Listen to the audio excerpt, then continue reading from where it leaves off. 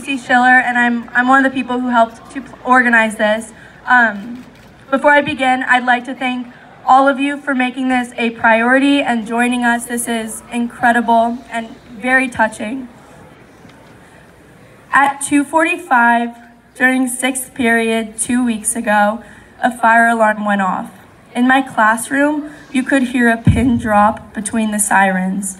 There was no usual sounds of doors swinging open while kids rushed into the H building hallways to evacuate. There was silence, eerie, ominous silence struck by sirens.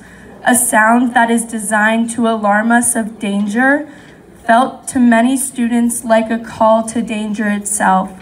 Because for students exactly 1 month ago in Parkland, Florida, it was a call to danger. That is unacceptable. Less than a week ago, a pep rally was canceled because too many students felt unsafe coming to school. An event meant to spread spirit and joy was overpowered by terror that rippled through the school in the form of a shooting threat. That is unacceptable. We hear these stories in the news about devastating things happening all around the country, far away from our bubble, about schools being attacked and innocent people being murdered. However, we need to recognize we are just like these students. The only difference is we're able to stand here and fight for a cause that they no longer can fight for. It's too late for them to fight it, but it's not too late for us. The students at Marjory Stoneman Douglas watched Sandy Hook on the news just like we did. Those 17 students heard the horror stories of Columbine just like we have.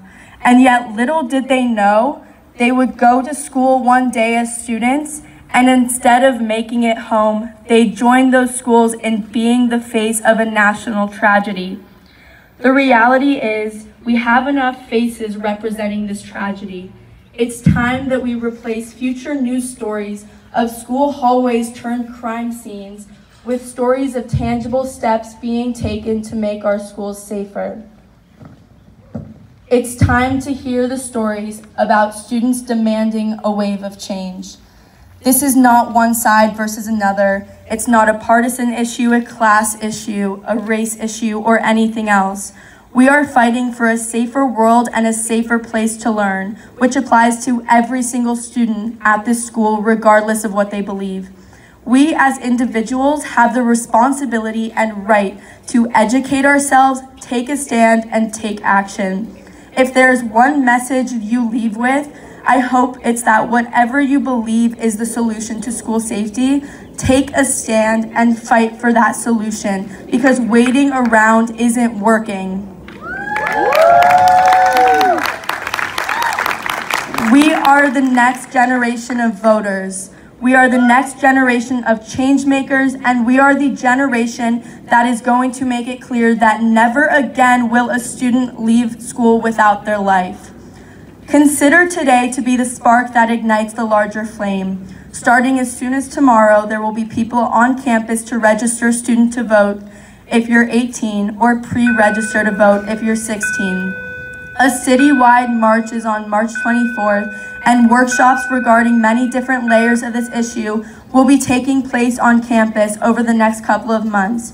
There's not enough time in these 17 minutes to say everything that needs to be said, which is why this conversation is not anywhere close to ending.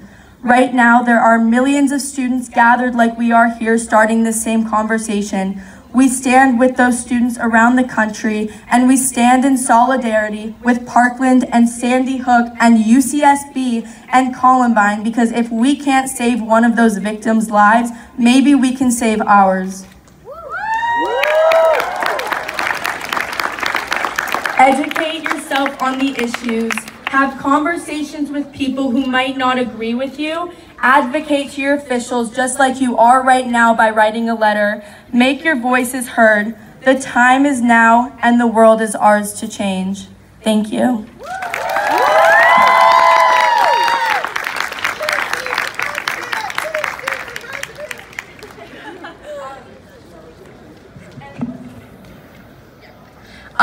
That concludes the walkout. Once again, thank you all so much for being here. Yeah. If you have any questions, find any of us. You can give us the letters, and have a good rest of your day. Thanks.